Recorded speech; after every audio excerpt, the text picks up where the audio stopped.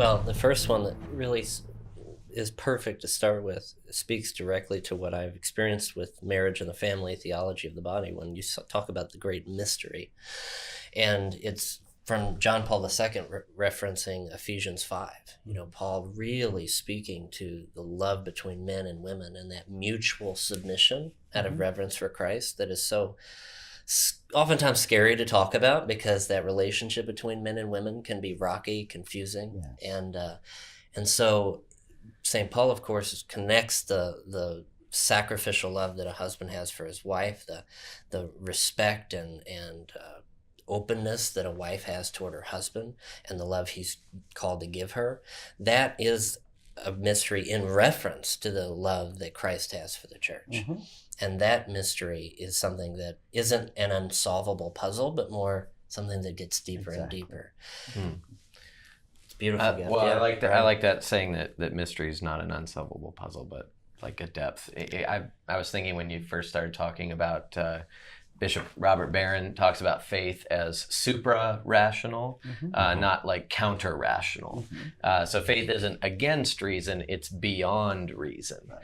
So you reason, and then at some point you leap into the mystery, and then heaven is this swimming through this infinite mystery that only gets better and better. But there's still logic, there's still reason, and that's what's so what?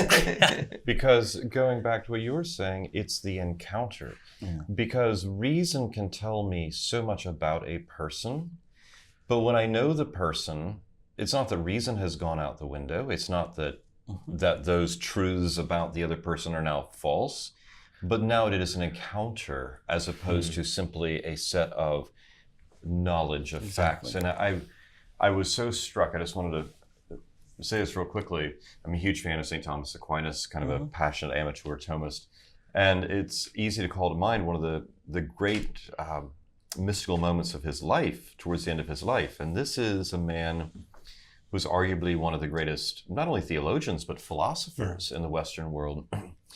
And had even been complimented by Jesus on how well he had written about certain things. And he has this mystical experience, and he comes out of it, he says that it had made him feel as if all he had written was straw. And it's very interesting because he doesn't reject what he wrote. He didn't say it was wrong, it wasn't true. And say, Jesus had even complimented him at one point on this. But it was the experience, the encounter was these massive tomes of profound theology pale in comparison to that. Exactly. You can know a lot about a person without knowing them. Exactly.